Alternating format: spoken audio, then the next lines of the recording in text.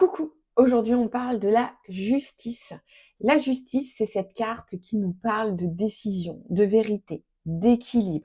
Mais comment savoir si on fait vraiment le bon choix? Comment écouter son intuition sans tomber dans l'indécision? Aujourd'hui, on va explorer ensemble comment incarner l'énergie de la justice pour faire des choix alignés.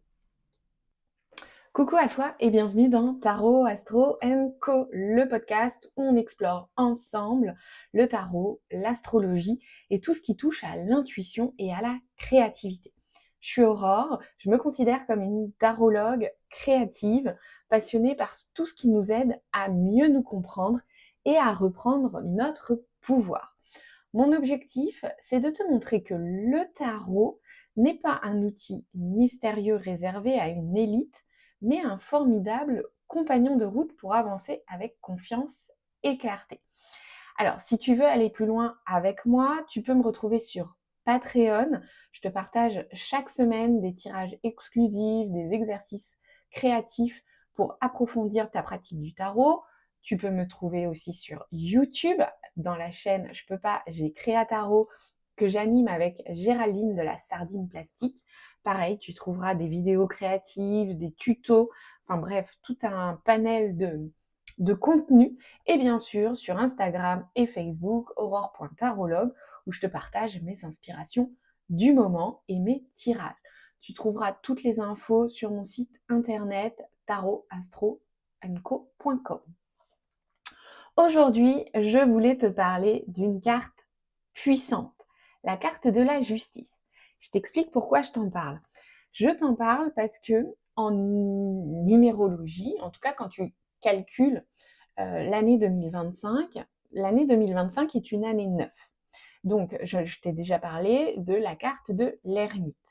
Et ce mois de février, quand tu ajoutes 2 à 9, 9 plus 2, tu tombes sur la carte 11, l'arcane 11, et donc dans le tarot de Rider-Waite, c'est la carte de la justice. En plus, si tu es assidu de mes épisodes, la semaine dernière, dans l'épisode Coup de boost de l'univers, j'ai tiré la carte de la justice. Donc j'ai déjà commencé à t'en parler.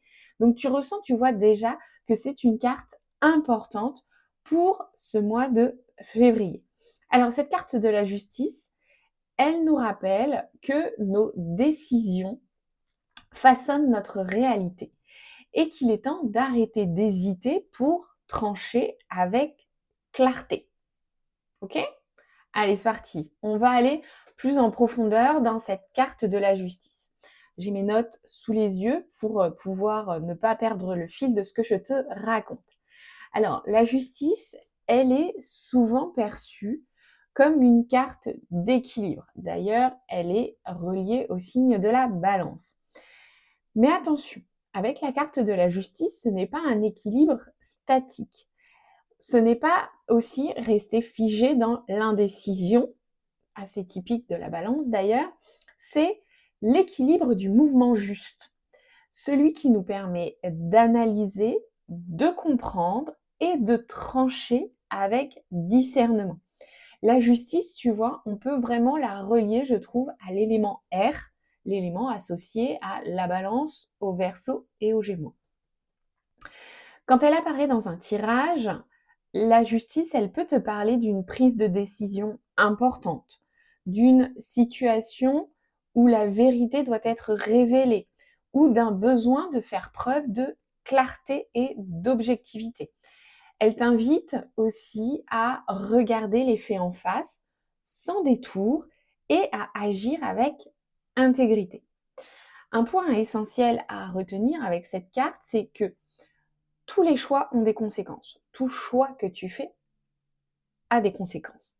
Et si tu considères que tu n'as pas fait de choix, c'est déjà un choix en soi. La justice, elle te rappelle que donc tu es responsable de tes décisions et qu'il est essentiel de les assumer pleinement. Alors, quand cette carte apparaît dans un tirage, si tu tires la justice par exemple, tu peux te poser, elle peut susciter quelques questions supplémentaires. Suis-je honnête avec moi-même dans cette situation? Ai-je tous les éléments en main pour prendre une décision éclairée? Suis-je influencée par mes émotions ou est-ce que j'évalue réellement les options avec objectivité? Tu vois, tu as ces 3 questions qui peuvent venir en plus te questionner quand tu tires la carte de la justice. Alors, la justice, elle ne vient pas nous dire d'hésiter, hein. C'est vraiment, au contraire, elle va t'encourager à poser les choses, à les observer avec lucidité et à prendre une décision qui est alignée avec ta vérité intérieure, ta vérité personnelle. Tu peux réécouter l'épisode de la semaine dernière sur le coup de boost de l'univers où justement je te parle de ça, de vérité personnelle.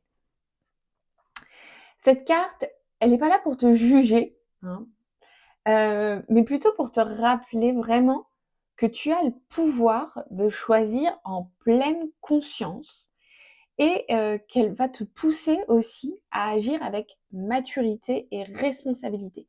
Donc tu vois vraiment, toute cette énergie qui est là pour ce mois de février. Alors bien sûr, la justice dans un tirage, elle peut évidemment aussi te parler de décisions de justice, de notaires, de juges, d'avocats, de banquiers aussi, pourquoi pas. Mais là, je te parle vraiment de la justice dans une énergie générale autour de ce mois de février, puisque c'est la carte du mois. Comment tu peux intégrer l'énergie de la justice dans ta vie? Si à un moment, ou si en ce moment, une décision te pèse, je te propose un petit exercice. Tu prends un carnet et tu notes une décision que tu hésites à prendre. Et je vais te proposer d'appliquer une méthode en 3 étapes. Tu listes les faits objectivement, sans émotion, sans jugement. Pas facile, mais tu vas voir que c'est très efficace. Ensuite, en 2, tu notes tes peurs et justement les émotions autour de cette décision. Toute peur ou émotion que tu ressens, elles sont légitimes, c'est OK, mais elles ne doivent pas être les seuls guides en fait.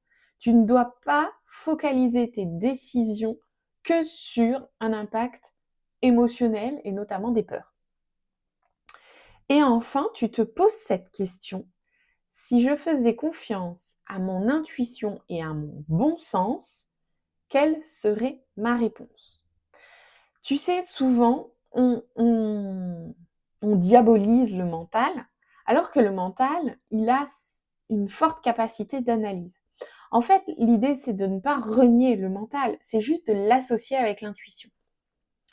Alors, si malgré ça, tu as encore un doute, si malgré cet exercice, tu as encore un doute, tu peux tirer une carte, bien sûr. On est dans un podcast autour du tarot, donc bien sûr que je te propose de tirer des cartes. Tu peux tirer une carte pour affiner ta réflexion, pour te permettre peut-être d'aller plus dans le journaling, peut-être de vraiment d'aller dérouler sur le papier grâce à la carte tout ce que tu ressens, toutes les choses que tu imagines, toutes les peurs que cela te crée. Donc la justice, c'est vraiment une carte qui va t'aider à prendre ton propre pouvoir en main et à faire des choix en conscience. Elle va te rappeler que tu as toutes les ressources nécessaires pour avancer, à condition, bien sûr, de t'écouter avec honnêteté. Donc, abstraction des peurs. Cette semaine, on continue avec cette carte de la justice. Demande-toi justement où peux-tu incarner l'énergie de la justice dans ta vie. Quelle décision attends-tu de prendre et que peux-tu faire aujourd'hui pour avancer? Tu vois, tu peux commencer déjà à faire aussi une nouvelle liste. J'espère que cet épisode t'a parlé, j'espère que cette énergie de la justice te parle. D'ailleurs, si tu veux aller plus loin et plus précisément dans la carte de ton année ou dans la carte du mois, en tout cas pour toi personnellement, en fonction de ton jour et de ton mois de naissance. J'ai créé un e-book pour toi très simple pour calculer ta carte de l'année, ta carte du mois, que tu peux retrouver dans ma bio Instagram. Directement, tu as le lien ou sur mon site internet sans aucun souci. C'est un petit e-book gratuit. Il est à ta disposition. Sur ce, je te souhaite une très très belle semaine. On se retrouve la semaine prochaine pour un nouvel épisode sur le tarot comme outil de, de pouvoir, en tout cas comme outil pour reprendre son pouvoir personnel. Sur ce, je te souhaite une très très belle semaine. Je te dis à très vite. Bye.